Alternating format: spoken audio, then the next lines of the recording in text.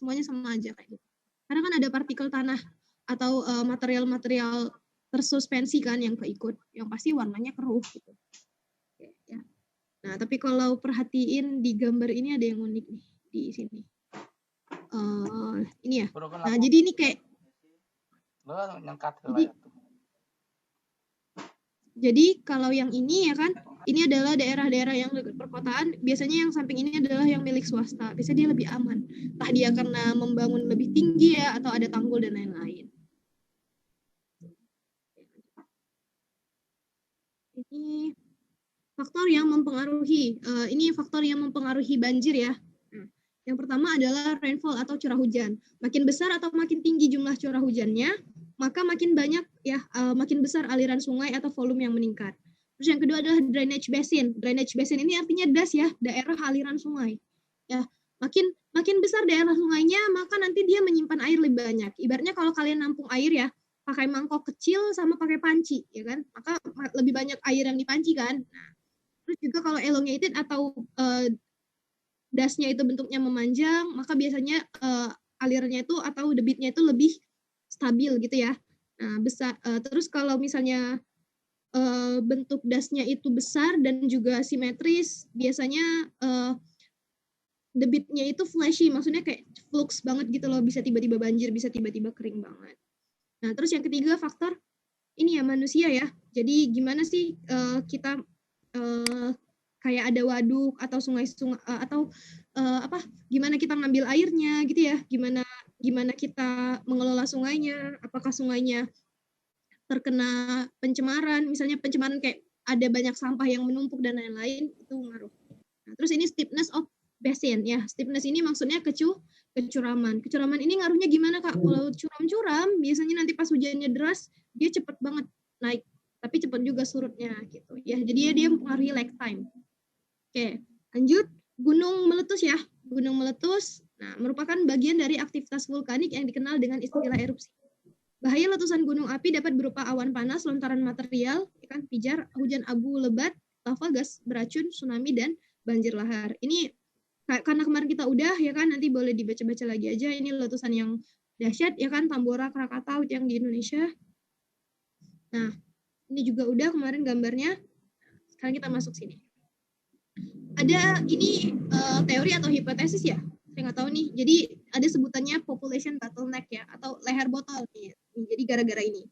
Jadi ini adalah jumlah populasi sebelum terjadi bencana.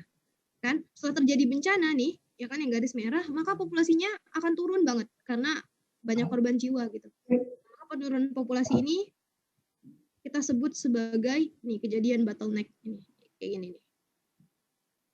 Terjadi penurunan, baru nanti recovery naik lagi ya. Oke, ini ada skala letusan. Jadi kalau skala tadi kita belajar skala gempa bumi, sekarang kita belajar skala letusan. Oke, skala letusan gunung api ya. Skala letusan gunung api ini kita sebutnya VEI ya, VEI ya, Volcanic Explosivity Index. Ya, Volcanic Explosivity Index adalah ukuran relatif tingkat letusan gunung api. Ya, ini dari USGS sebenarnya. Apa faktor yang mempengaruhi besar kecilnya letusan atau eksplosivitasnya? Yang pertama, jumlah material yang dikeluarkan atau tempera. Nah, terus yang kedua, tinggi awan letusan atau kolom letusan. Terus yang ketiga adalah durasi letusan ya. Durasi letusan.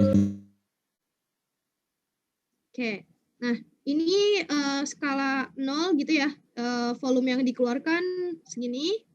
Terus nanti skala 1, 2 segini sampai nanti kalau misalnya skala Tambora itu masuk skala 7 atau 8 ya. Tambora Krakatau itu 7 kalau nggak salah, Tambora itu 8.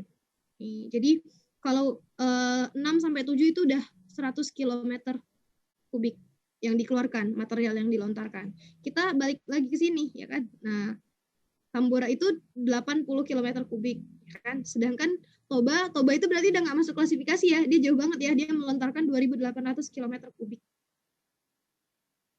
Oke, lanjut. Nah, ini adalah perbandingannya. Ini Eyjafjallajökull. Nanti boleh cari ini ya. Gunung ini adalah satu gunung di Islandia yang ketika dia meletus tahun 2011, karena Islandia terus prevailing wind atau angin utamanya itu mengarah ke Eropa Barat, menyebabkan terganggunya pelayaran waktu itu.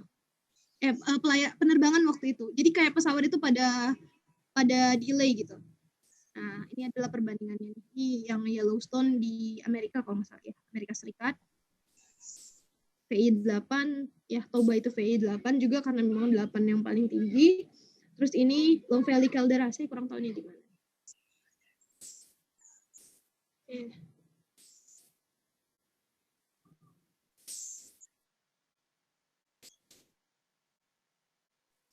Oke, lanjut ya. Nih, ini adalah sesuai sama VEI-nya ya. Nih, jadi gunung api yang tipe Hawaiian itu VE-nya 0. Nanti yang udah mulai besar itu ini ya. Sebenarnya semua sih berbahaya ya, tapi yang paling parah nih gunung apinya nggak ada contohnya. Ini Cerro Blanco, Terra, terus Gunung Tambora, Gunung Samalas ya atau Gunung Rinjani. Terus yang 8 lagi itu gunung ini yang Yellowstone, Wakamaru, Venezuela ya ini. Terus di Gunung Toba sama Taupo. Nanti boleh lihat-lihat sendiri nih. Ini ada banyak datanya kok di internet. Oke, nah terus di sini ada juga nih satu gunung yang legendaris ya. Namanya Gunung Vesuvius ya, Gunung Vesuvius. Gunung Vesuvius ini di Italia, ya kan? Dia meletus udah lama banget, nggak tahu berapa ribu tahun yang lalu. Ya, jadi kotanya tempat Gunung Vesuvius berada ini namanya kota Pompei. Ini ada filmnya. Ya nanti boleh nonton nonton film Pompei nih. Nonton film Pompei biar apa ya? Ya nih karena ceritanya gini. Jadi di kota Pompei ini dulu mereka ini semua yang hidup di situ adalah orang-orang yang kayak udah melenceng gitu loh dari agama apapun. Jadi emang perbuatannya jelek semua gitu. Berarti kalau kita bilang mah kena azab gitu ya. Nah, jadi suatu hari si Gunung Vesuvius ini meletus dengan dahsyatnya. Abunya banyak banget. Jadi sampai kota Pompei ini terkubur dengan orang-orang. Ini yang gambarannya kayak gini ya. Ada lagi yang kalau misalnya dia lagi ngerjain hal jelek ya udah kekuburnya ya gitu, kayak terus kayak lagi panik dan lain-lain. Pokoknya orang-orang di sini nih membatu. Ya kerekam lah gitu kan. Ibaratnya dia kayak di mana kira-kira lagi ngapain gitu kan, dosanya kerekam gitu ya. Nah, ini meletus. Terus Kak, kan dia ketutup debu, kok bisa ketahuan ya kan? Jadi kota ini tuh sebenarnya udah terkubur selama 1000 tahun. Jadi kayak 1000 tahun lagi baru ditemukan gitu loh. Ada yang kayak, oh misalnya ketemu apa gitu kan yang kecil, oh mungkin ada lagi, terus cari ternyata digali ada kota yang udah terkubur selama 1000 tahun kalau nggak salah. Dia udah terkubur. Nanti boleh nonton kota Pompei ya, mantau yang ini kayak film azab gitu loh ya kira-kira. Oke, lanjut. Ya, jam berapa? Kita masih punya banyak waktu. Kita selesai jam berapa sih sebenarnya? 15:45 ya? Ada yang dilebihin aja kalau belum kelar. Oke. Nah, jadi ini gunung api di Indonesia ya kan. Kemarin saya bilang walaupun Sumatera itu lebih besar daripada Jawa, tapi tetap aja jumlah gunung api di Jawa itu lebih besar ya. Tipe A dan tipe A di Jawa itu juga lebih banyak gitu ya.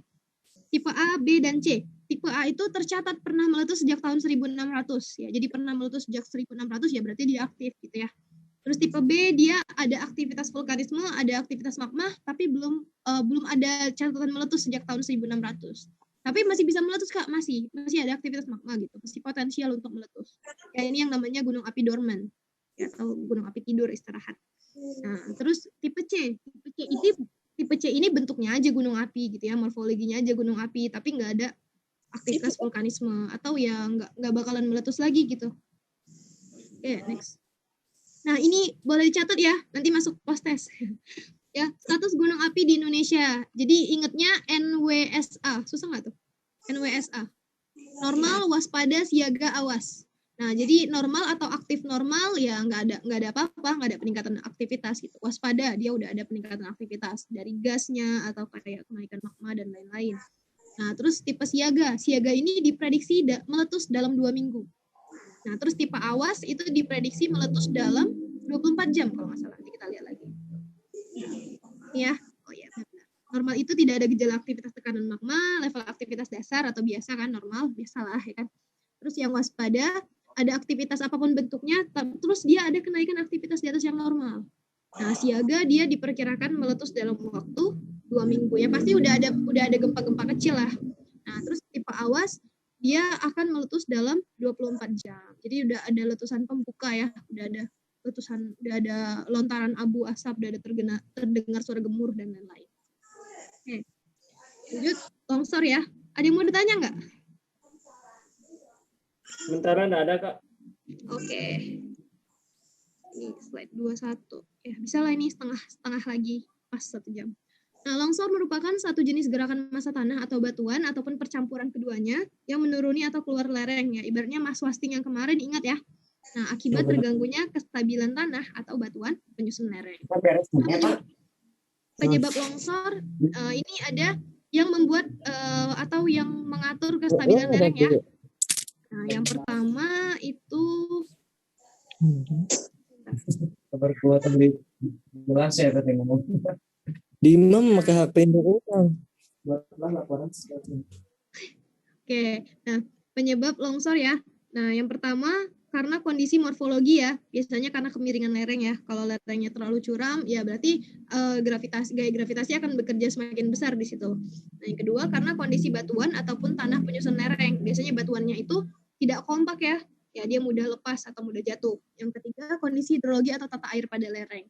Jadi kalau misalnya itu lereng nih ya kan, kamu bangun empang di atas, ya itu udah nambah berat. Terus airnya juga bahaya karena sifat air ini kan tadi bisa menjadikan tanah itu jadi lumpur ya, bisa mencairkan lah ibaratnya karena dia menyampur. Nah, proses pemicu longsoran yang pertama peningkatan kandungan air dalam lereng. Ya mau kamu bangun rumah di atas juga kayak apa-apa gitu yang berpengaruh sama kandungan air ya, atau kamu mau bangun pertanian, kamu irigasi airnya ke situ, ya itu mengaruh semuanya. Yang kedua, getaran pada lereng akibat gempa bumi ataupun ledakan penggalian getaran alat atau kendaraan. Jadi gempa bumi sih kalau alaminya, kalau nggak alaminya ada konstruksi apa gitu kan yang membuat jadi ada getaran. Yang ketiga, peningkatan beban yang melampaui daya dukung tanah atau kuat geser tanah. Jadi kalau misalnya di lereng ya kan, kamu kayak tadi deh, kamu bangun empang di atas, kamu bangun rumah, rumahnya gede pula gitu kan, itu kan menambah beban lereng ya, menambah beban lereng. Kalau bebannya terlalu besar, ya nanti dia nggak bisa nahan lagi, ya kamu diapain, ya udah kamu diturunin kan, karena dia udah nggak kuat lagi gitu. Yang keempat, adanya pemotongan kaki lereng. Ingat ya yang kemarin saya jelasin ya, pemotongan kaki lereng itu, kalau misalnya ini lereng ya kan, kamu nggak ngambil dari atas gitu, kamu nggak motong dari atas, kamu motongnya dari bagian bawahnya gitu. Jadi kayak kamu ambil bawahnya, ya udah yang atas nggak ada yang ini kan nopang kan, atau nggak ada yang menyokong, maka nanti dia bisa longsor. Oke, dampak-dampak akibat longsor. Yang pertama kerusakan fisik ya kan, merusak jalur komunikasi dan transportasi ya, kayak ketutup lah gitu ya, atau kena runtuhan dan lain-lain. Produktivitas pertanian berkurang karena menutup lahan. Terus rusaknya infrastruktur kayak jalan ya, jalan jembatan dan juga rumahan. Terus korban manusia menyebabkan cedera dan kematian. Oke, jenis-jenis longsor ini saya rasa nggak perlu diulang lagi karena di geologi kemarin sudah. Nah, terus kita belajar ZKGT ya,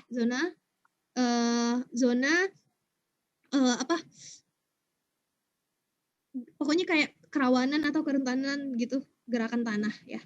Nah, kalau merah itu sering terjadi gerak tanah yang lama atau udah pernah longsor, ya bisa longsor lagi gitu. Jadi yang harus diingat kalau tempat itu pernah longsor atau rawan longsor, maka kamu perbaiki gimana juga ya tetap aja pilihan terbaiknya adalah kamu pindah. Karena biasanya memang karena dari fisik atau alamnya kayak gitu, ya memang dia wilayah yang mudah longsor. Terus yang kalau menengah atau kuning dapat terjadi gerakan tanah jika terjadi gangguan lereng, misalnya hujan deras, alih fungsi lahan gitu ya, vegetasi yang menahan lereng kamu hilangkan, atau ada terjadi gempa. Gitu. Gerakan tanah bisa aktif kembali jika terjadi hujan lebat. Terus yang rendah dapat terjadi gerakan tanah pada bantaran sungai jika terjadi erosi lateral ya, maksudnya ini ya, pada bantaran sungai kalau ada erosi lateral. Jadi kalau misalnya tebing sungainya ini tererosi ya kan, nanti bisa ada yang longsor. Kalau biru gimana? Sangat jarang sampai sangat jarang terjadi gerakan tanah. Jadi kecuali kalau memang kayak gempa bumi gede banget gitu baru dia ini. Berarti biasanya yang ZKGT biru ini itu biasanya memang tanahnya atau batuannya kompak ya, memang susah untuk dibuat tidak stabil gitu. Jadi ya dia nggak apa-apa. Nah, ini contohnya nih, ini ZKGT untuk Jawa bagian barat. Oke. Gejala longsor ya. Jadi longsor ini punya gejala ya atau ciri-ciri ya. Yang pertama itu lereng terjal ya. Longsor itu mudah terjadi atau rawan terjadi di daerah lereng yang terjal karena tadi masalah gravitasi. Yang kedua, ada wilayahnya itu memiliki batuan yang tidak stabil, misalnya isinya batuan sedimen gitu ya, atau batuan-batuan yang sudah mengalami pelapukan. Umumnya lagi batu lempung dan abu gunung api yang lunak, batuan yang lepas atau sudah mengalami pelapukan. Yang ketiga, curah hujan tinggi, ya kan? Karena tadi air ini banget ya, berpengaruh banget. Yang keempat, timbulnya retakan di bagian atas lereng. Jadi termasuk ciri-cirinya nih. Jadi kalau misalnya lereng di atasnya udah ada retakan, ya itu berarti tanahnya bergerak kan. Dia itu mau jatuh cuma belum aja gitu. Nah, makanya kalau ketemu biasanya udah ada retakan di atas lereng, biasanya ditutup dulu pakai terpal. Biar kalau hujan itu nggak masuk ke situ. Karena kalau hujan masuk ke situ ya udah makin gampang dia turunnya.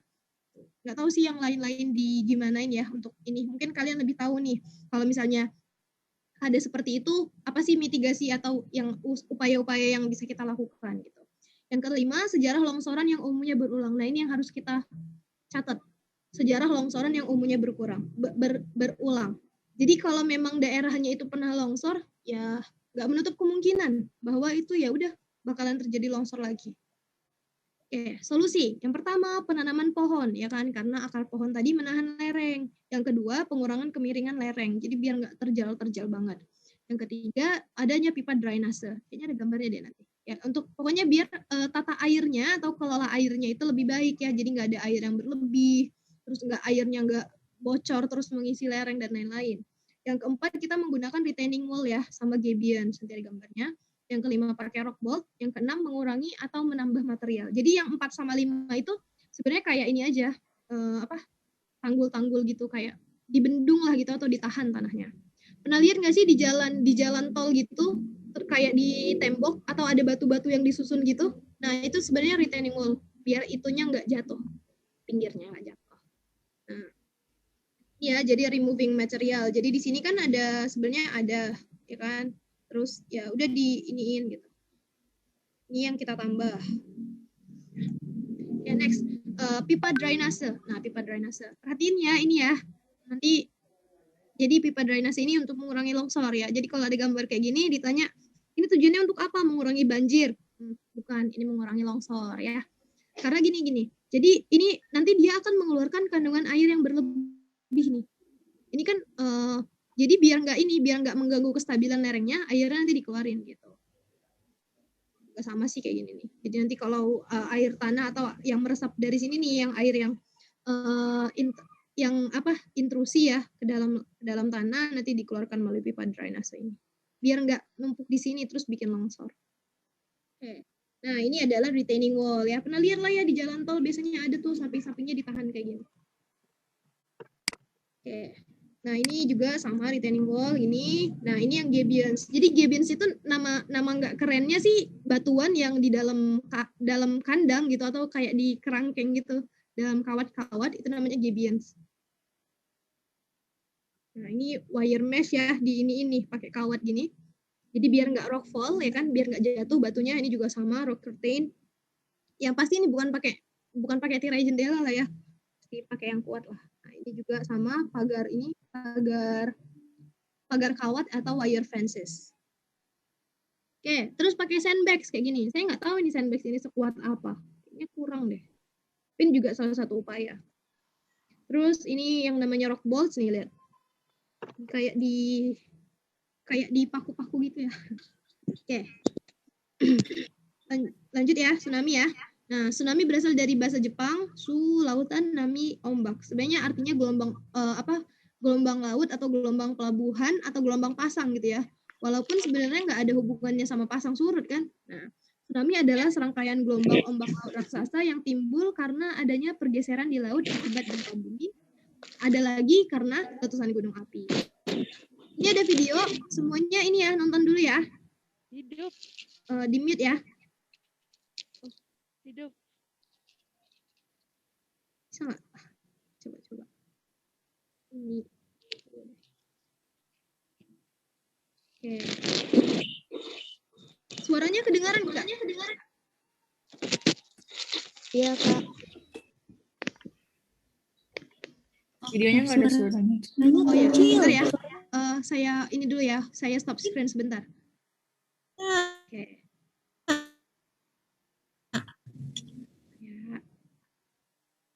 Voice for video clip, share sound.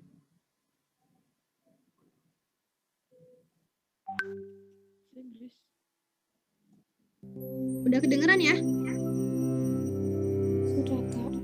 Oke. Kedengeran. In 479 BC, when Ya, kenapa? Persian soldiers besieged the Greek city of Potidaea, the tide retreated much farther than usual, leaving a convenient invasion route. But this wasn't a stroke of luck. Before they had crossed halfway, the water returned in a wave higher than anyone had ever seen, drowning the attackers. The Potidaeans believed they had been saved by the wrath of Poseidon, but what really saved them was likely the same phenomenon that has destroyed countless others, a tsunami. Although tsunamis are commonly known as tidal waves, they're actually unrelated to the tidal activity caused by the gravitational forces of the sun and moon. In many ways, tsunamis are just larger versions of regular waves. They have a trough and a crest, and consist not of moving water, but the movement of energy through water. The difference is in where this energy comes from. For normal ocean waves, it comes from wind. Because this only affects the surface, the waves are limited in size and speed. But tsunamis are caused by energy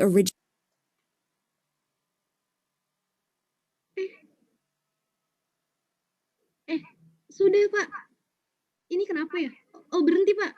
Sebentar ya. Kok jadi close ya? Sebentar.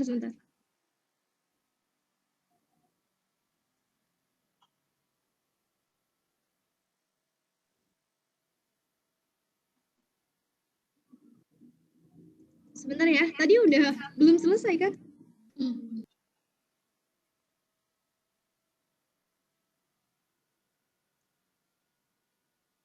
Sebentar ya.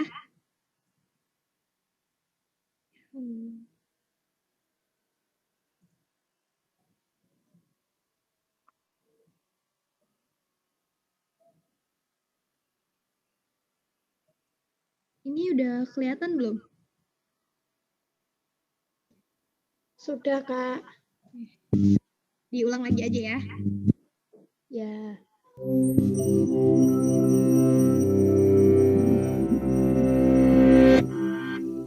In 479 BC, when Persian soldiers besieged the Greek city of Potidaea, the tide retreated much farther than usual, leaving a convenient invasion route. But this wasn't a stroke of luck. Before they had crossed halfway, the water returned in a wave higher than anyone had ever seen, drowning the attackers. The Potidaeans believed they had been saved by the wrath of Poseidon. But what really saved them was likely the same phenomenon that has destroyed countless others, a tsunami. Although tsunamis are commonly known as tidal waves, they're actually unrelated to the tidal activity caused by the gravitational forces of the sun and moon. In many ways, tsunamis are just larger versions of regular waves. They have a trough and a crest, and consist not of moving water, but the movement of energy through water. The difference is in where this energy comes from. For normal ocean waves, it comes from wind. Because this only affects the surface, the waves are limited in size and speed. But tsunamis are caused by energy originating underwater, from a volcanic eruption, a submarine landslide, or most commonly, an earthquake on the ocean floor, caused when the tectonic plates of the Earth's surface slip, releasing a massive amount of energy into the water. This energy travels up to the surface, displacing water and raising it above the normal sea level. But gravity pulls it back down, which makes the energy ripple outwards horizontally. Thus, the tsunami is born, moving at over 500 miles per hour. When it's far from shore, a tsunami can be barely detectable, since it moves through the entire depth of the water. But when it reaches shallow water, something called wave shoaling occurs. Because there is less water to move through, this still massive amount of energy is compressed. The wave's speed slows down while its height rises to as much as 100 feet. The word tsunami, Japanese for harbor wave, comes from the fact that it only seems to appear near the coast. If the trough of a tsunami reaches shore first, the water will withdraw farther than normal before the wave hits, which can be misleadingly dangerous. A tsunami will not only drown people near the coast, but level buildings and trees for a mile inland or more, especially in low-lying areas. As if that weren't enough, the water then retreats, dragging with it the newly created debris and anything or anyone unfortunate enough to be caught in its path. The 2004 Indian Ocean tsunami was one of the deadliest natural disasters in history, killing over 200,000 people throughout South Asia. So how can we protect ourselves against this destructive force of nature? People in some areas have attempted to stop tsunamis with seawalls, floodgates, and channels to divert the water. But these are not always effective. In 2011, the tsunami surpassed the flood wall protecting Japan's Fukushima power plant, causing a nuclear disaster in addition to claiming over 18,000 lives. Many scientists and policymakers are instead focusing on early detection, monitoring underwater pressure and seismic activity, and establishing global communication networks for quickly distributing alerts. When nature is too powerful to stop, the safest course is to get out of its way.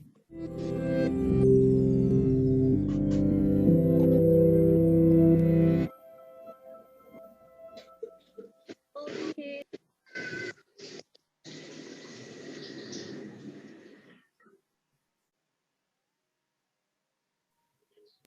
Aman ya tadi ya suaranya? Oke. Jadi tentang ini ya, tentang tsunami. Apa tuh? Kriuk-kriuk. Oke. Lanjut ya. Nah, jadi tadi kayak videonya itu menceritakan tentang tsunami ya. Pada zaman perang Romawi gitu. Jadi pas ada tsunami, lautnya itu surut, ya kan, pasukan lain lewat, terus terkena tsunami. Terus mereka percaya bahwa itu tuh merupakan bantuan gitu ya dari dewa Poseidon. Padahal itu sebenarnya terjadi tsunami gitu. Oke. Nah ini lanjut aja ya.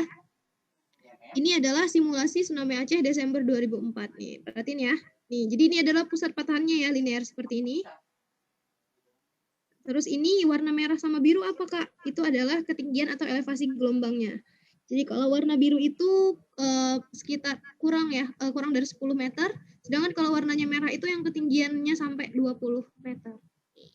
Jadi dia memang mempengaruhi 14 negara kalau nggak salah. Ya. Emang parah ya. Nah, lanjut. Ini adalah sebelum dan sesudah tsunami. Oke. Nah, ini juga sama. Oke, ini gini nih, ini adalah tahapan terjadinya si tsunami-nya. Jadi kondisi normal laut akan seperti ini ya kan. Pada saat gempa terjadi, maka adanya dislokasi, ada patahan. Nah, maka daerah pantai ini akan merasakan gempa. Nah, terjadi nih, naik airnya kan. Nah, baru tapi dia menjalar dulu, makanya nggak langsung sampai kan. Nah, ini juga nih. Seperti ini, baru dia bergerak. Nah, kenapa ada yang pasang duluan, ada yang surut duluan gitu ya. Nah, jadi kalau kita bicara gelombang, ya kan? Kalau kita bicara gelombang kan ada puncak, ada lembah gitu ya. Nah, jadi kalau lembahnya ini duluan sampai ke sini, ke daratan ya, kalau lembahnya duluan, maka nanti kalian temukan bahwa airnya surut duluan. Kayak yang di Aceh itu lembahnya duluan yang datang, makanya airnya surut dulu. Beberapa tsunami yang lain itu langsung aja ini, nggak pakai surut dulu, langsung airnya naik. Ya.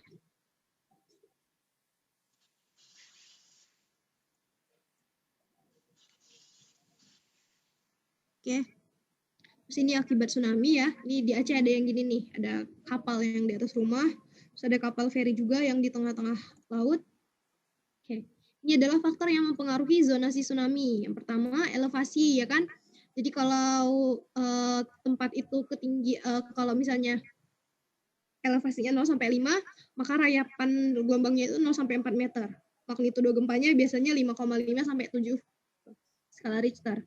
Terus kalau elevasinya 5 sampai 10, ya kan, rayapan gelombangnya 4 sampai 8 meter, magnitudonya 7 sampai 7,5. Kalau elevasinya lebih dari 10 meter, biasanya rayapannya 8 sampai 18 meter, ya kan, magnitudo gempanya 7,5 sampai 8. Jadi yang mempengaruhi apa? Yang pertama kekuatan gempa ini ya, magnitudo sama epicentrum gempa kedalamannya. Nah, terus epicentrum gempa kekuatannya. Terus jarak. Ya, kalau yang kedua tinggi rendah gelombang rayapan tsunami ya. Nah, ini berhubungan sama elevasi pantai. Ini elevasi pantai. Jadi sebenarnya kalau pantainya terjal ya, ini. Kalau pantainya lurus memanjang, maka resiko bencananya rendah sampai sedang. Ya karena kenapa Kak? Padahal kan dia harusnya gelombangnya gampang dong lewatnya gitu. Iya benar dia gampang lewatnya. Tapi dia tidak membuat gelombangnya terhempas dan membuat gelombangnya makin tinggi. Nah, makanya ini rendah sampai sedang. Nah, kalau Teluk yang V, kenapa Kak tinggi resiko bencananya? Karena ini membuat ada alur kan, nanti gelombangnya numpuk ke sini nih, jadi makin tinggi. Nah, terus kalau yang U juga sama prinsipnya kayak yang V tadi. Nah, kalau bentuknya tanjung, sedang sampai rendah, ya. Karena kalau bentuknya tanjung, dia akan menjadi breakwater atau penghalang, sehingga pada saat tsunami-nya mengenai itu, energinya akan berkurang. Aduh ya, azan di tempat saya.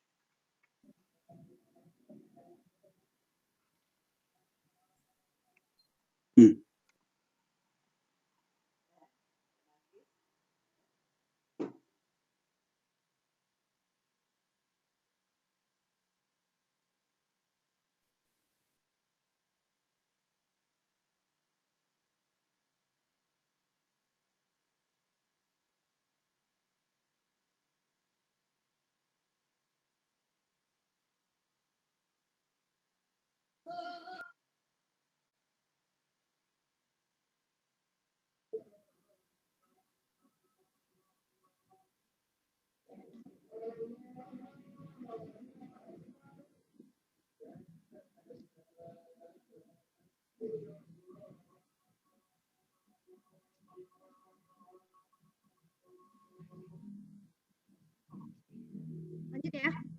Nah, ini jadi pantai ya kan. Jadi kalau pantainya landai sama terjal gimana dampaknya ya kan? Jadi kalau pantainya landai ya kan resiko bencananya sedang sampai tinggi, kalau pantainya terjal biasanya resikonya akan lebih rendah. Kenapa? Karena di sini ada terjadi pengurangan energi ya. Jadi dia resikonya lebih rendah. Oke, ini adalah peta kerawanan tsunami Indonesia. Yang merah itu kerawanan tinggi ya. Kalau yang kuning sedang, kalau yang hijau itu rendah. Nah, jadi kalau ditanya yang rawan tsunami daerah mana, berarti daerah yang langsung menghadap batas lempeng. Contohnya itu ini ya, contohnya pantai barat Sumatera, ya, selatan Jawa, ya kan, terus daerah ini daerah Laut Banda ya, baru utara Irian Jaya atau Papua. Oke. Nah, gelombang badai ya, kemarin belum sampai sini ya, storm surge, ada namanya gelombang badai. Oke, nah jadi ini adalah yang ditunjukkan, ini adalah daerah-daerah yang potensi badai tropis nih yang ditunjuk nih. Berarti daerah ini ya, daerah timur Amerika Serikat ya, atau Amerika Utara, terus daerah tenggara Afrika, daerah barat laut Australia, terus sama pesisir timur dari Asia ya, atau Asia Pasifik. Nah, jadi ini adalah wilayah-wilayah yang rawan siklon tropis ya. Jadi akan terbentuk nih badai. Kelihatan nggak gambarnya bergerak? Kelihatan ya? Nah, jadi yang menggumpal-gumpal ini adalah badai ya. Ini badainya Jacob sama George. Nih. Ya di Australia terbentuknya. Jadi kalau siklon tropis seperti ini, dia emangnya kenapa Kak? Dia karena membawa angin yang kencang, maka juga menyebabkan adanya gelombang ke daratan, namanya storm surge atau gelombang badai ya. Nah, ini juga sama, ini badai Rose ya. Nah, badai Rose yang ini nih. Dia ke Filipina. Kelihatan ya?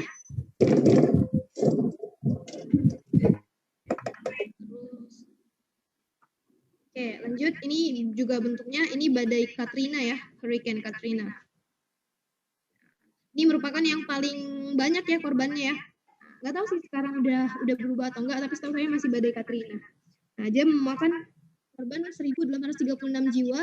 Dia ini mengenai wilayah Louisiana dan Mississippi Amerika Serikat pada bulan Agustus tahun 2005. Kalau yang kepo tentang badai Katrina, ya boleh searching di YouTube juga banyak ininya ya. Oke, ini adalah contohnya nih. Jadi ini kan siklon tadi nih atau badai tadi ya kan. Maka nanti dia akan bergerak ke darat kan, nih bergerak ke darat. Karena dia merupakan daerah tekanan rendah yang membuat angin kencang, maka pada saat dia mendekati darat ya kan, dia juga membawa ini nih gelombang, dia membuat gelombang. Nah, gelombang yang menghempas si pantai ini atau menghempas daratan inilah yang kita sebut sebagai si storm surge atau si gelombang badai ya. Jadi ini adalah yang merah-merah adalah tempat potensi badai tropis atau nama lainnya siklon atau tadi hurricane atau namanya typhoon. Nah, itu namanya sama semua sebenarnya. Ya, utara Samudra Atlantik ya kan. Terus timur laut Samudra Pasifik, barat laut Samudra Pasifik, utara Samudra Hindia, barat daya Samudra Hindia, tenggara Samudra Hindia sampai barat daya Samudra Pasifik. Oke, lanjut.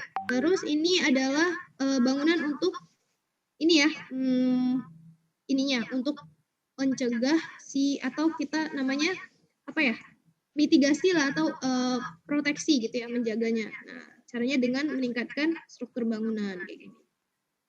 Jadi kalau kena badai tropis ya masih nggak kena ke atas langsung gitu ya. Jadi kan dia membawa air naik kayak banjir gitu ya, kayak ya banjir juga. Jadi dia dibuat lebih tinggi. Oke, ini lebih ke proteksi pantainya atau penjagaan pantainya, konservasi pantai, tapi lebih ke mengurangi erosi dari si lautnya juga, selain untuk mencegah si siklon si gelombang badai atau storm surge tadi. Nah, ini revetments ya namanya ya, nih dikasih batu-batu gitu. Terus ini bulkhead ya. Nah, ini hard engineering. Yang pertama groin atau groinage. Nah, jadi kalau pernah lihat ke pantai yang ada kayak gini ya, nih. Ini namanya groins, jadi dibuat panjang gitu. Ya, untuk apa Kak fungsinya? Nih, kalau ngelihat ini groinnya banyak, ini gelombang lautnya ini cenderung miring ke sana. Jadi dia membawa pasir pantai yang dari daerah sini ke sana. Kalau nggak dikasih groin, ya maka kebawa semua nih, habis lama-lama kebawa ke sana semua. Jadi groin ini fungsinya untuk mencegah erosi ya. Jadi dia menahan biar garis pantainya ini tidak terlalu berubah. Tapi groin ini kalau kita lihat kan dari kayu ya. Nah, jadi dia termasuk yang mudah rusak gitu ya. Nah, ini juga groin tadi. Harusnya si apanya ini ke bawah sini nih. Jadi ke bawah ke sini. Sedimen atau pasir pantainya. Jadi dia dibuat jadi penyangga di sini biar sedimennya ini nggak ke bawah semua dan menyebabkan yang sini kosong. Nah, yang kedua adalah seawall ya atau dinding laut kayak gitu. Juga sama sih sebenarnya, biar nggak langsung erosi gitu, sehingga mengurangi garis pantai. Nah, ini wave breaker ya, ini sama juga tujuannya untuk menghempas atau memecah gelombang. Ini gabions ya, sama juga. Pokoknya dia kalau batuan kayak dalam kerangkeng mau ditaruh di mana juga ya, atau di dalam besi kayak gini namanya gabions. Nah, ini rock armor atau riprap ya, kayak batuan yang besar-besar ukurannya. Ada lagi nih tidal barrier ya, atau barrier itu artinya penghalang ya. Nah, ini biasanya sekalian untuk, saya kurang tahu nih, kayaknya ini sekalian untuk nyerap airnya atau kayak ngalirin airnya, sama bisa juga sekalian untuk pembangkit listrik tenaga pasang surut. Nah, ini yang soft engineering ya. Yang pertama adalah beach management ya. Nah, beach management ini yang pertama dredging atau digali ya. Jadi di sini digali terus ditaruh ke sana gitu. Jadi yang ini didalamkan, yang di sini yang ada wilayah daratnya atau mau dibangun daratnya itu ditambah pasirnya gitu. Nah, terus ini beach nourishment juga menambah garis pantainya atau memperluas pantainya. Terus ini adalah struktur yang di pantai ya. Contohnya ini yang bagus-bagus ya. Ini yang hasil reklamasi. Contohnya ini Dubai Palm Jumeirah. Jadi kalau kalian main Google Earth, terus kalian bawa nih ke Uni Emirat Arab atau ke Turki ya, sama dua-dua itu ada kayak gini nih di pantai. Tapi kalau Turki pantai yang utara ya, jangan yang selatan. Ada ini kayak gini. Banyak banget. Ini kan bukan tanah asli ya, ini kan hasil reklamasi yang buatan. Jadi juga tempat ini juga ya lebih mahal ya harganya daripada tanah yang normalnya. Nah, ini juga The World di Uni Emirat Arab juga. Ini yang di Dubai ya. Ini aja yang palmnya ada berapa nih? 1, 2, 3. Ini yang The World tadi di sini nih. Di Indonesia ada juga ya. Nih namanya Kostarina di Batam. Nggak tahu udah jadi atau enggak kalau sekarang. Kalau ada yang orang Batam mungkin bisa kasih tahu ya. Udah jadi atau belum sih? Gitu. Terus yang ini Pantai Mutiara juga ya, Jakarta. Ini jelas ya kalau lihat-lihat dari Google Earth atau Google Earth gitu. Nah, ini yang di Makassar ya, Center Point Indonesia. Oke, nah terus yang kedua adalah manage retreat ya, maksudnya biar nggak ini mundur. Maksudnya ini kan sebenarnya wilayah darat nih. Kan karena manajemennya nggak bagus ya, masalah air tanah juga mungkin pengambilannya berlebih, sehingga ya udah air lautnya kena ke sini. Nah, kalau gini kan jadinya luas daratnya berkurang atau retreat dia. Ya, ini kebakaran hutan. Ini kok udah kemana-mana ya? Nah, ini gerak masih gambarnya? Enggak. Nah, jadi kalau ini adalah bencana kebakaran hutan. Perubahan temperatur rata-rata. Jadi tempat yang warna merah itu, ya dia mengalami perubahan temperatur yang besar nih, misalnya 3 derajat Celcius. Kalau yang tempat-tempat yang kayak gini, yang dekat, ini kan merahnya di laut ya. Nah, berarti merah yang paling dekat ke darat itu biasanya jadi titik-titik tempat kebakaran hutan. Nah, kalau yang gini ya kan, yang nggak terlalu besar, malah bisa membuat terbentuk angin topan gitu ya, atau angin ribut. Itu nanti bisa menyebabkan longsor juga. Oke. Itu deh, kebakaran hutan. Oke, kebakaran hutan tahun 2008 sampai 2015.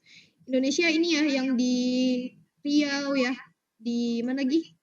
Jambi masuk lah itu yang sering kebakaran hutan. Terus Kalimantan ya. Nah, Australia yang parah tahun 2020 kemarin ya. Sampai banyak beritanya ya, karena memang mereka lagi heat wave ya, gelombang panas. Gitu. Madagaskar juga kebakaran hutan ya, padahal Madagaskar itu adalah satu pulau yang lumayan terisolasi dan ininya terkenal banget ya biodiversitasnya atau keragaman makhluk hidupnya. Sama Amerika Selatan di daerah Brazil ya, hutan Amazon. Oke, ini bangunan Norwegia untuk mengantisipasi amblesan di Norwegia. Ingat yang permafrost kemarin? Nah, ini kan daerahnya daerah dingin ya Norwegia, dia dekat sama kutub ya kan. Jadi dia juga bahaya nih kalau misalnya tiba-tiba permafrost atau air yang membeku di tanah itu tiba-tiba mencairkan. Ini bisa kayak likuifaksi dampaknya. Nah, terus ada bencana jatuhnya meteor ya kan. Nah, terus di sini ini nanti dijawab di post-test ya. Nah, apa bedanya meteor sama meteorit? Nah, ini ya. Boleh dicatat nanti sambil dicari ya. Ini dijawab di post-test nanti. Oke. Meteorit impact ya kan, atau jatuhnya meteor ya. Ini slide-nya sebenarnya dibuat tahun 2018 gitu ya kan, walaupun udah direvisi harusnya ini udah nggak ada sih. Jadi sebenarnya tahun 2019 itu ada perkiraan adanya meteor yang akan jatuh. Dan meteornya gede ya, 10 kali 10 kali 10 kilometer ya. Tapi itu sebelum terbakar ya di atmosfer. Ya nggak tahu kan nyampe yang di bumi setelah terbakar jadinya semana. Tapi ternyata nggak terbukti kan, ini nggak ada. Ya, ini adalah tempat ini batu meteor juga nih. Ini adalah yang di Kanada kalau nggak salah. Ini juga bekas jatuhnya meteor.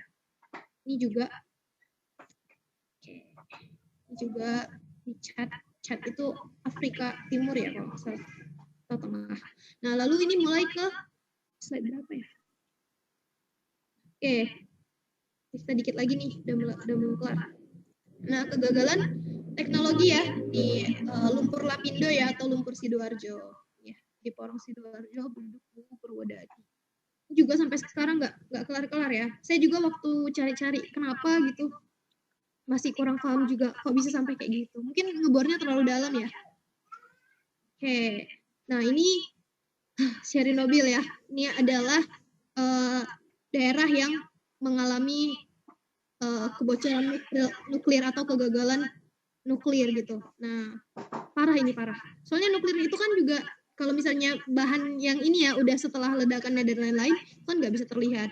Ternyata orang-orang yang hamil pada saat itu kan terkena ini ya, terkena radiasi gitu ya. Sehingga ya gini, jadi beberapa generasi atau beberapa orang itu mengalami kecacatan. Oke.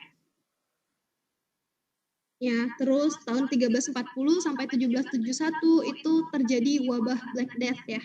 Jadi wabah Black Death ini sebenarnya dibawa dari daerah Cina ya, dari daerah Cina, Tibet kalau nggak salah.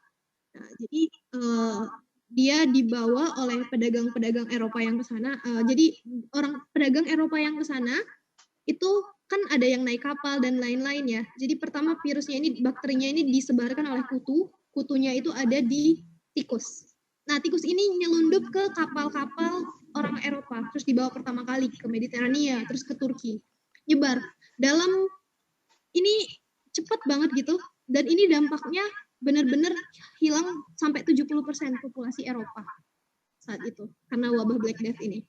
Gimana ininya dampaknya? Nih, sampai ini nih. Jadi bendel-bendel kayak gini, dari sebesar telur sampai sebesar apel. Ya, Black Death itu kayak gitu tuh. Jadi dan mereka ini dampaknya itu cepat banget. Kalau misalnya bisa misalnya gejalanya pertama bengkak-bengkak dulu, tapi kalau udah sampai kayak muntah darah, keluar darah dari hidung, dari telinga, ya udah itu biasanya udah nggak lama lagi gitu loh. Dia udah dekat sama kematian gitu ya. Maksudnya itu udah parahnya gitu. Nanti boleh cari-cari tentang Black Death. Nah, ini meningkatnya kematian, penganiayaan, kehilangan norma dan sosialisasi di masyarakat. Jadi ini Polandia ya. Polandia ini termasuk yang aman ya. Bukan aman sih sebenarnya. Jadi sebenarnya Polandia ini kan seolah-olah terlihatnya itu nggak kena ya. Nggak kena sama ini, nggak kena sama Black Death. Padahal sebenarnya Polandia itu juga kena sama Black Death. Tapi kematiannya itu 25% dari total penduduknya. Menurut kita 25% itu banyak ya. Kalau misalnya 100.000 aja berarti yang meninggal 25.000 gitu. Tapi dibandingkan negara-negara lain ya, apalagi yang dekat Mediterania sini, itu sampai 70-80% yang meninggal. Jadi dia dibilang minor deh, daerah yang minor. Oke, lanjut. Ini juga perang ya. Ini udah bencana yang manusia ya. Nah, oke, terus yang menanggulangi bencana di Indonesia, nama badannya BNPB ya, Badan Nasional Penanggulangan Bencana. Oke, nah ini udah mulai bahas-bahas soal aja nih, kan karena udah mau habis juga waktunya. Nih, boleh dijawab apa nih jawabannya? Ini soal multimedia test di ini. Multimedia test International Geography Olympiad tahun 2015 di Rusia. Apa jawabannya nih? Oke, tadi baru kita bahas ya? Iya, meteorit ya. Oke. Terus yang ini apa nih?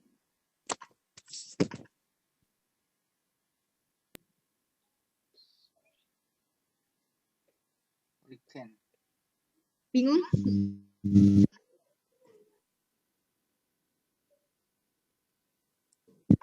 D kayaknya tornado. Tornado. Oke, yang lain? Tornado. Ya karena mobilnya terbang ya?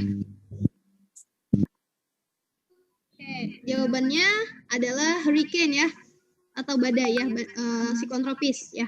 Kenapa? Pertama, tornado itu di Amerika doang kan? Ini bukan orang Amerika, lihat deh. Ya, itu dulu tuh. Ya, perhatiin orangnya ini bukan orang Amerika. Nah, terus ada air. Ya, tornado itu nggak bawa air ya, biasanya tempat yang kering. Nah, terus ini apa Kak? Ini hurricane. Emang hurricane bisa sampai ini Kak, ngangkat mobil gitu? Iya bisa. Kalau skala kekuatannya tinggi, anginnya kencang banget, bisa membuat kayak gini mobil. Nanti kalau sempat waktunya kita YouTube ini ya, buka video yang di Jepang, yang siklon tropis Jepang. Oke. Nah, terus ini kira-kira gambar yang di kanan ini dia menunjukkan bahaya atau waspada bencana apa? Longsor. B. Longsor. Bencana apa?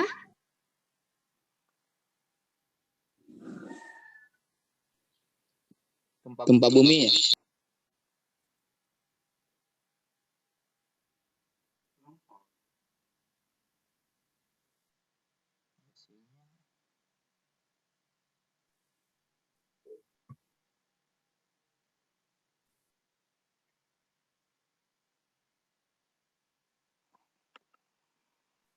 Longsoran.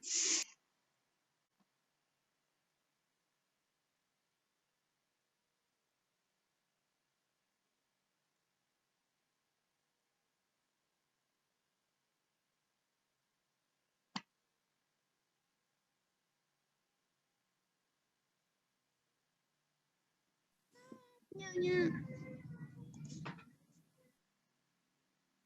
Maaf ya, saya share screen lagi ya. Aduh, sinyalnya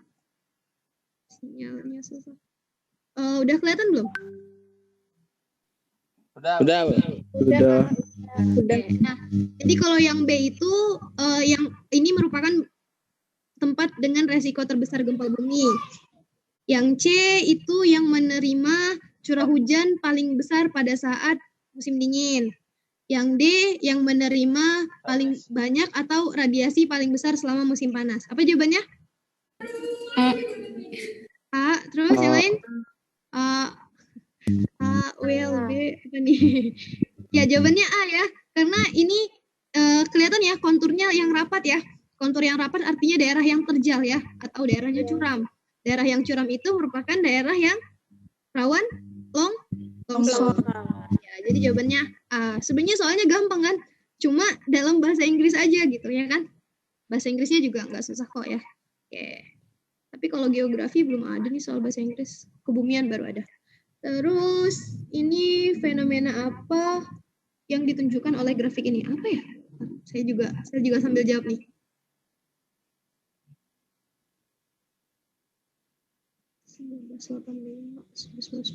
Gempa Chile. Indonesia. Oke, apa nih?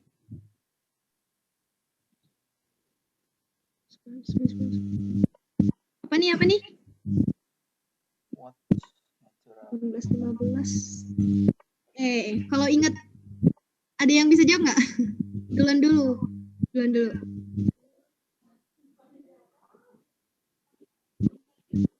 Iya, terus yang resiko paling besar itu Indonesia gitu ya, baru Filipina, Jepang gitu. Kira-kira apa sih yang Indonesia paling banyak bencananya? Ya kayaknya tsunami iya ya kan, gunung api juga ya kan. Bencana hidrometeorologi itu siklon. Nah, paling ini yang bukan ya Indonesia. Terus forest fires berarti kebakaran hutan. Oke. Tadi saya kira ini 1904. Kalau 1904 jawabannya gempa bumi kan, contohnya Chile misalnya. Tapi di sini juga nggak ada Chile gitu. Terus di sini nggak ada pilihannya gempa bumi kan. Nah, 1902 itu saya lupa gunung apa ya. Tapi 1883 itu gunung Krakatau kan, meletus. Terus 1815 itu Tambora. Sisanya saya nggak tahu, saya lupa. Nah, jadi ini jawabannya adalah D ya. Ini adalah yang menunjukkan bencana gunung api ya. Oke. Indonesia tiap tahun ada aja kan? Lebih dari satu malah kan yang meletus kalau di Indonesia. Perhatiin deh. Oke. Terus ini juga sama. Ini apa ya? Ini merupakan manusia dari bencana. Oh, ini menunjukkan bencana apa? Ini menunjukkan ini peta ini menunjukkan tempat yang ini beresiko bencana apa? Dust storms, badai debu atau badai pasir, benar nggak? Enggak ya, karena dust storms itu biasanya daerah-daerah yang dekat gurun ya, yang kering banget. Berarti bukan. Oke.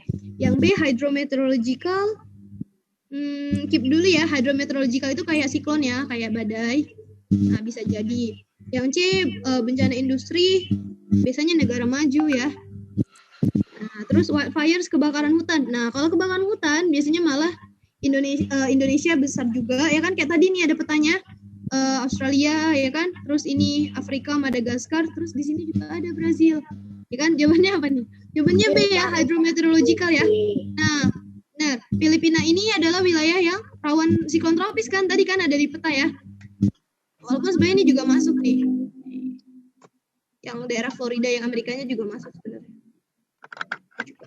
Oke, jadi jawabannya hydrometeorological. Oke, ini juga nih, apa nih? Jawaban mana yang mendeskripsikan gerakan dari fenomena cuaca ini? Ini fenomena cuaca apa nih? Siklon tropis ya. Nah, ini terjadinya di Filipina. Filipina itu belahan bumi utara atau belahan bumi selatan? Utara. Utara, oke. Kalau di belahan bumi utara, anginnya dibelokkan ke arah kanan. Oke ya.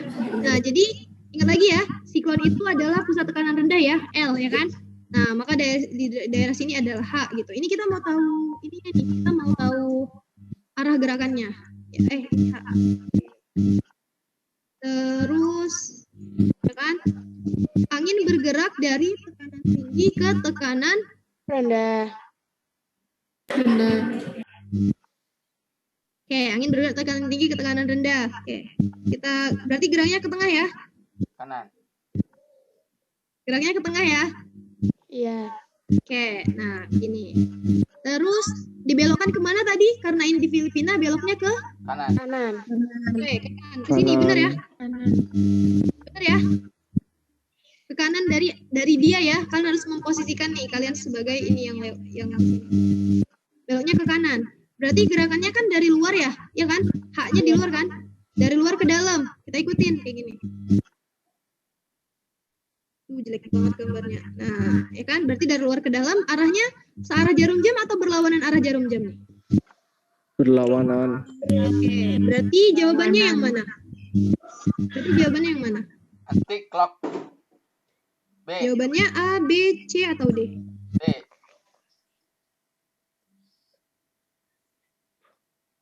Anti-clockwise itu artinya berlawanan arah jarum jam. Terus generally eastward itu artinya ke timur, ya kan, ke arah timur. Yang B itu anti-clockwise, berarti yang A itu berlawanan arah jarum jam dan geraknya ke timur, ya, timur barat ya.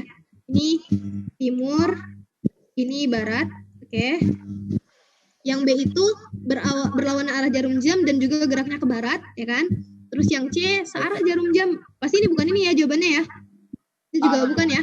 B. Nah, sekarang tinggal jawabannya ke arah barat atau ke arah timur. Oke, kalau kita lihat pergerakannya, maka itu geraknya ke sana nih. Nah, ini arah barat atau timur? Arah barat ya. Ke arah barat, ya, oke. Jadi jawabannya B. B ya, jawabannya B.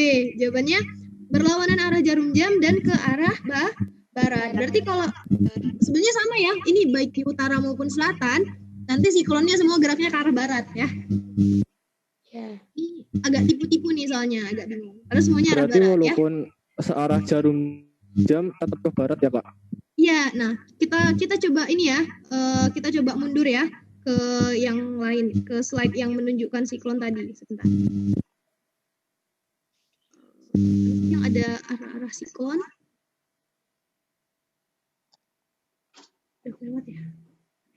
Nah, ini bukan. Nah, ini nih. Nah, kelihatan ya? Jadi, ini kan katulistiwanya di sini nih ya. Ya kan? Nah, semuanya di ke timur ke barat kan? Kiri itu barat kan?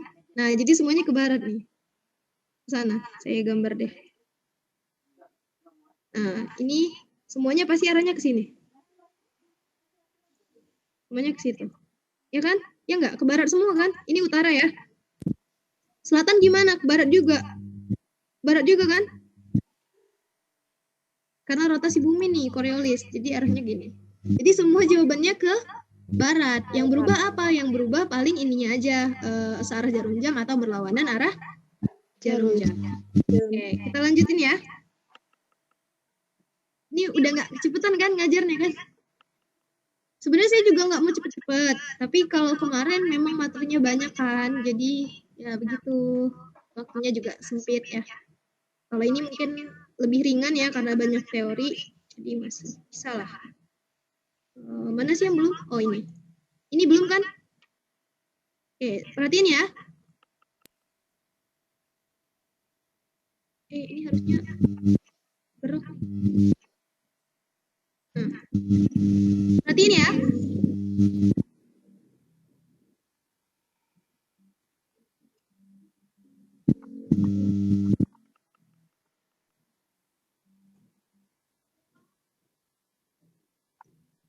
Water sport. Water spout. Oke, yang lain? D. Si Mangalay. D, B, mana yang mana? Water sport. Oke, water spout. Ini pernah masuk ini nggak sih? Pernah masuk TV kan ya? On the spot gitu kalau nggak salah ya. Ya jadi ini sebenarnya tornado yang di laut ya. Tapi bukan, prosesnya beda sama tornado. Jadi sebutannya tornado di laut ya kan? Namanya sebutannya water spout ya. Kalau rotating thunderstorm enggak ya. Hurricane juga bukan kayak gini ya. Ini adalah water spout. Oke. Nah ini lagi nih. Bahaya apa sih yang paling ini? Yang paling jadi gambar ini itu untuk mengurangi bencana apa kira-kira? Apa ya? Longsor.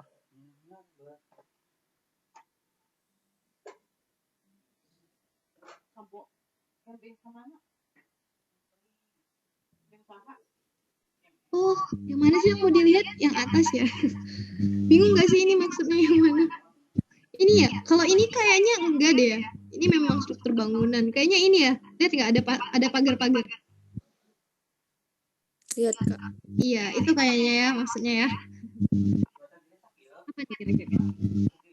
Ya, kalau ada pagar-pagar gini ya, wire fences gini, tujuannya untuk apa? Konsep. Untuk mengurangi Mencegah erosi. Air pump di luar. Di luar galon nih.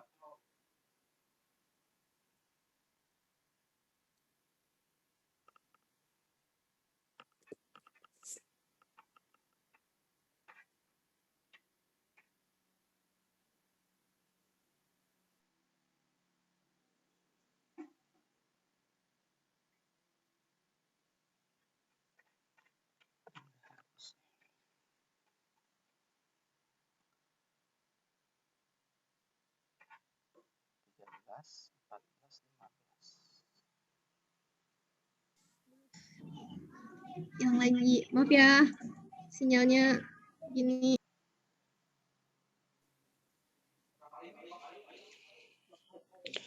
Waktunya sudah habis, Bu.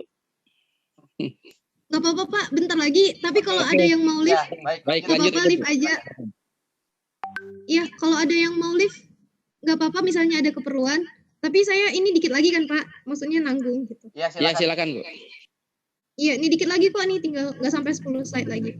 Yang di sini nggak apa-apa nih perhatiin, soal doang sih ya. Ya.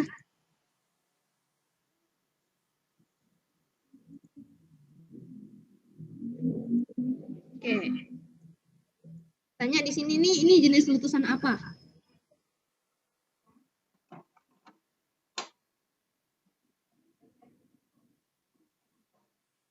Apa ya? Pembolian.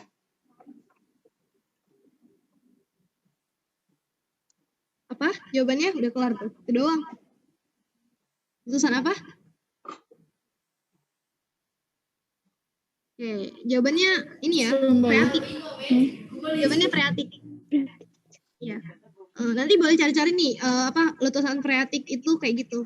Terus ada lagi, kalau nggak salah dia ada hubungannya sama percampuran air gitu ya.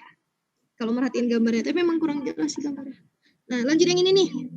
Katanya bencana alam apa yang bisa bencana alam apa yang bisa kita manage gitu dengan si ini? Apa sih yang bisa kita cegah gitu ya dengan benda ini? Erosi. erosi sungai. Apa jawabannya? Itu gabions ya kak? Iya, gabions benar. Gabions. Berarti Ya, gabions untuk apa? longsor.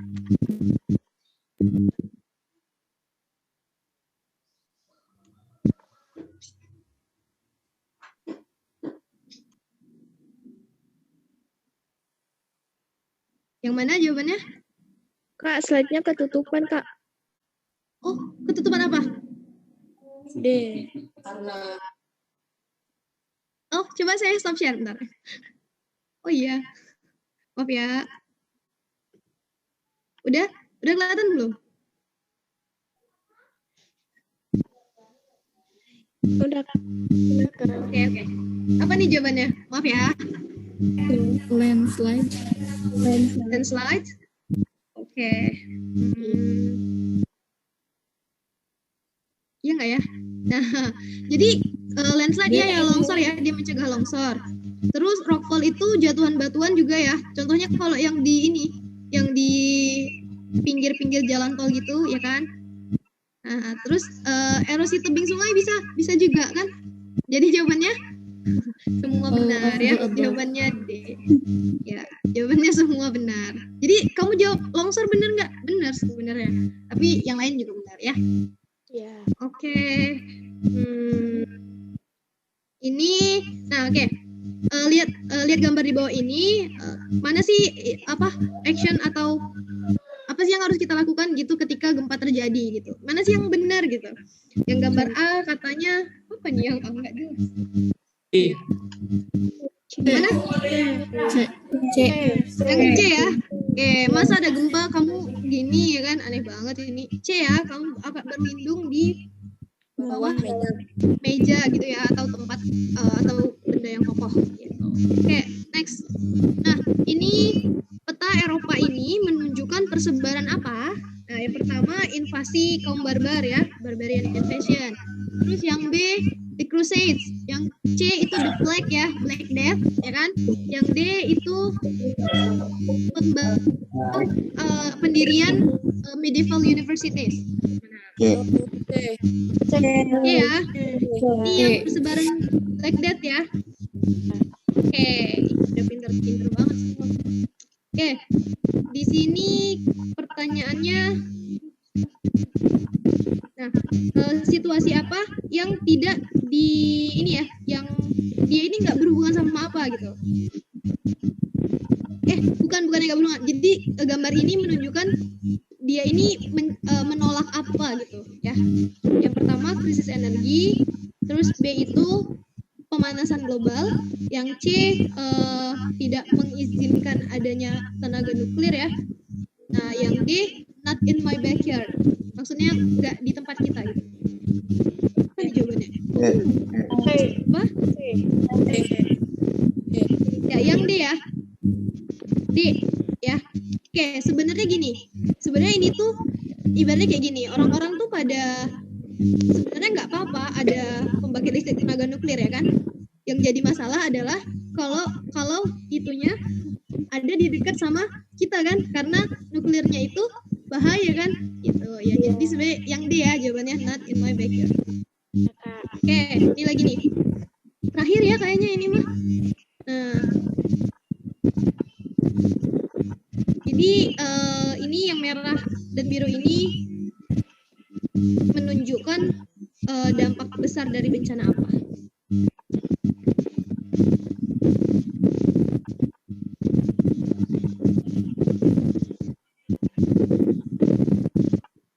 Saya juga bingung.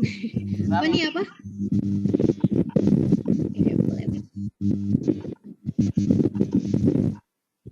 Si Holif nih ini coret-coret. Apa? Jawabannya apa? Gempa bumi ya enggak? Enggak apa-apa.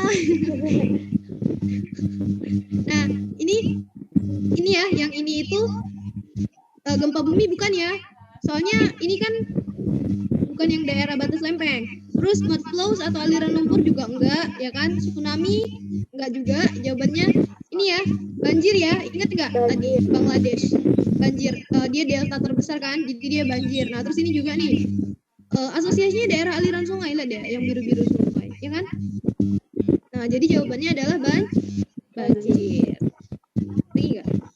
Berapa lagi? Oh, udah. Ini dua terakhir nih. Nah, ini itu diambil setelah kena bencana apa? Yang pertama katanya karena letusan gunung api. Yang B itu katanya karena hurricane atau badai ya, atau siklon tropis. Yang C karena longsor. Yang D karena kebakaran semak. Mana jawabannya? Mana?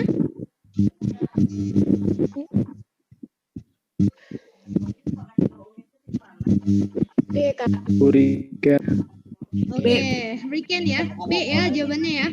Kenapa? Ini bukan kebakaran semak ya. Bukan juga letusan gunung api, bukan longsor juga. Jawabannya hurricane. Kok bisa Kak kayak gini? Iya, kan tadi hurricane ini anginnya kencang. Ya kan? Terus dia kalau sampai ke pantai juga menyebabkan ini storm surge atau gelombang badai kan? Ya, dia bisa mengangkat yang ringan-ringan nih, makanya tinggal fondasi doang. Oke, nah yang ini efek apa nih? Gambar ini dampak dari apa? Yang pertama katanya karena deforestasi dan juga erosi tanah. Yang B itu karena gempa bumi. Yang C karena permafrost yang mencair. Yang D karena curah hujan yang tinggi dan longsor. Mana jawabannya? Gimana? Ya, karena adanya mencairnya permafrost. Oke. Kelar nih hari ini. Udah pada ini ya, udah pada live ya. Mungkin yang yang Wit sama Wita udah kesorean ya. Oke, saya stop share ya. Pak Didin, ini udah selesai. Iya Bu, terima kasih atas materinya. Dan mudah-mudahan kita bisa bertemu lagi besok Sabtu jam 10.45 ya. Betul? Iya Pak. Ya, baiklah. Ibu sekalian berbahagia, kita tutup pertemuan ini dengan alhamdulillah bersama-sama. Ya, assalamualaikum warahmatullahi wabarakatuh. Sampai ketemu besok Bu ya. Ya. Terima kasih ya Pak. Nanti postnya dikirim ya. Postnya segera dikirim ya Pak. Sebentar. Oke, siap. Terima kasih Bu. Terima kasih Bu. Ya, Ya, silakan. Iya Pak, terima kasih kembali.